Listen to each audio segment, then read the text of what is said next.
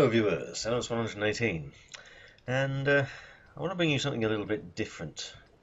This is, of course, a World of Tanks replay, but it's from the common test, actually, for the next patch for World of Tanks, version 0.9.20, or just patch 9.20, people call it. I wanted to show you this replay, just because it was a bit awesome. Although I'm probably not going to be talking that much about the replay to start with. I'm going to talk about the update in general and what you can expect in the new update. Now this update has been in the common test for a couple of weeks already, but I didn't, get a replay that I wanted to share with you. So I don't usually bother doing any kind of preview video anyway, and this won't be that much of a preview video. It'll just be me talking about stuff. So, firstly, this is a new map. It's called Nabelberg, and it's really quite different from any map that you can currently see in World of Tanks because it is bigger. Currently, the maximum map size in World of Tanks is 1 kilometer by 1 kilometer, but this map is 1.4 kilometers by 1.4 kilometers. Why is that? Well, quite simply, this is not a random battle. This is a new battle mode called Grand Battle. So called because it is not a standard 15 versus 15, rather it is 30 versus 30 players, as you can have already probably told by the don't know why I'm pointing, because you can't see where I'm pointing. The team lists are not what they usually are, and that's because there are twice as many players in them, so you can't see the names or anything, you can only see the tank icons. And really for me that is the most significant thing about this new update. Although it is only available for tier 10s, this new game mode, and it can be disabled in the game options just like Assault and Encounter can.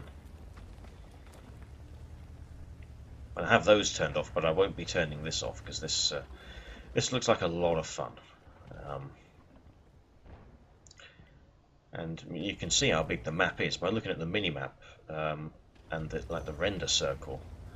Usually in a random battle it would cover the majority of the map, but this time it covers less than half of the map.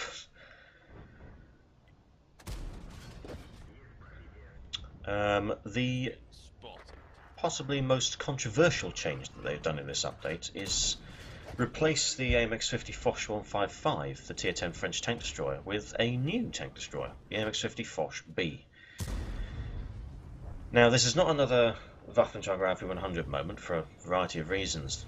Most notably, the Foch 155 is not getting removed from the game completely. It's just being transferred to a special vehicle status.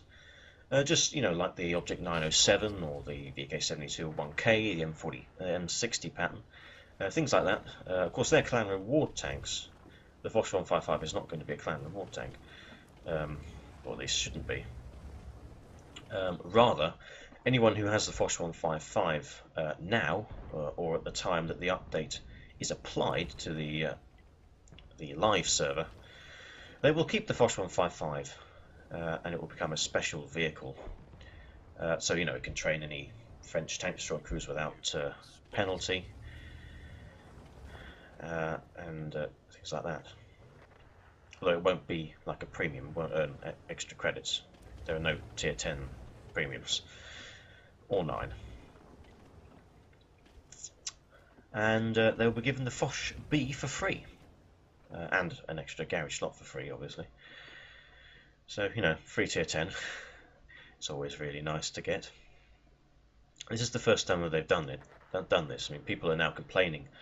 The original owners of the Waffenträger AV 100 would have really wished to have been given the Brille 15 for free, and the Waffenschlager 300 would be kept as a special vehicle, but that never happened, and Wargaming say they will not bring that thing back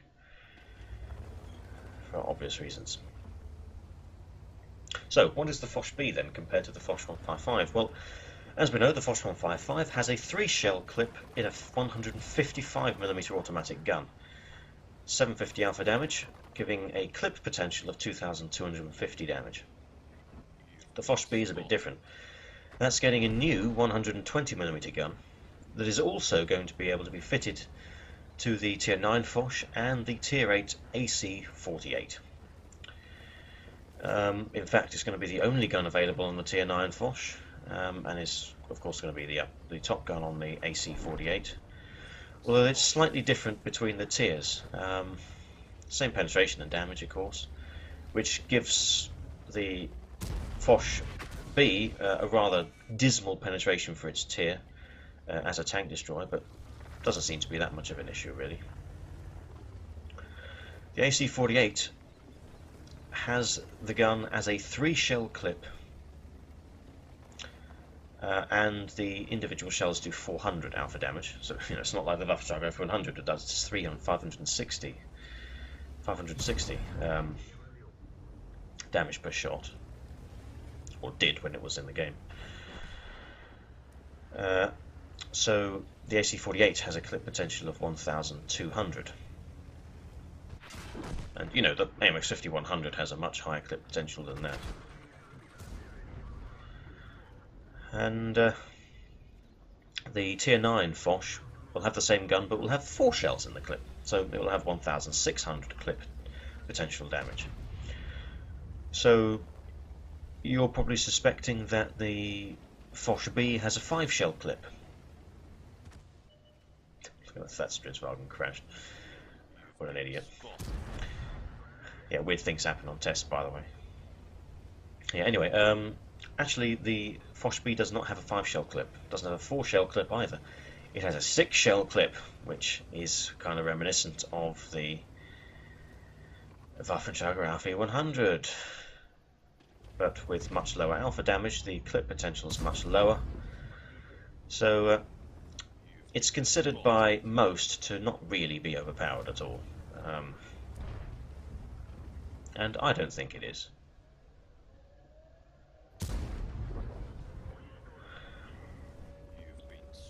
Although some people still think that it's wrong and Wargaming shouldn't go ahead with it. But this is the 3rd iteration of the test now, and they haven't made any changes since the 1st iteration of the test. So I imagine it's definitely going to go into live in its current form, and I'm happy that that's going to happen.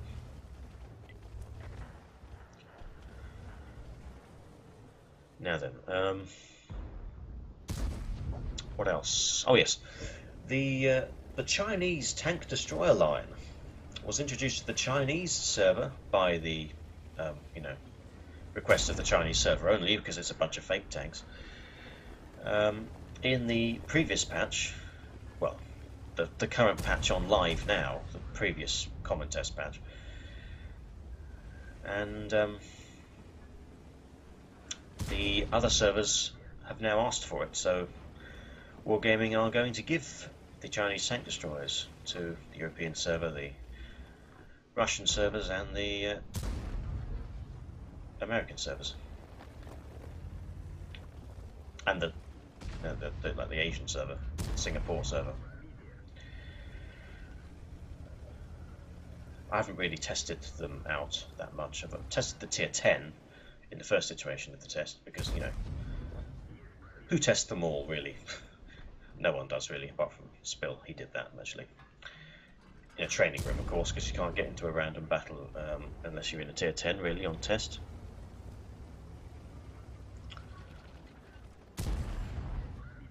And well, for me, it's not that much to look forward to really. The Tier 10, the WZ-113 GFT, I think it's called, has a standard 750 alpha damage gun. For a Tier 10 tank destroyer, that's very normal. And I don't tend to like tank destroyers that have 750 Alpha guns at tier 10 because there's nothing special about them, you know. You've got the Heshbon, you've got the Death Star, you've got the Aeguru. And the Grenadier 15 has its speed. Really, the WZ-113 doesn't stand out for me, but lots of people do like it. It's got surprisingly good frontal armour, I can tell you that. That's what Spill has definitely found out. And you know, people are looking forward to them. As you know, there will always be people who look forward to certain changes in World of Tanks, and some people who won't. Overall, I think the next patch is going to be a decent patch. Foshby is going to be a gem. Real fun to play, I do believe. The new game mode is going to be really fun to play. And yeah, I'm looking forward to the new patch. And hopefully the rest of you are as well. That's the end of the replay now. Probably good timing. In case you didn't realise, that replay was me playing the IS-4 with the stock gun, firing nothing but APCR, so 217 pen. And ended up doing 6,219 damage, 3,933 assistance damage, and 620 block damage. And you can see Spill off in the distance there in the back chat. He didn't manage to lose a single point of health, and I think he did 4,000 damage just over in that battle. Or 4,000 assistance damage, or both, I can't remember now. So that's it for this video, viewers. I'm definitely looking forward to the next patch, and hopefully you are too. In the meantime, good luck on that battlefield, or with whatever games you're playing, and I'll see you next time.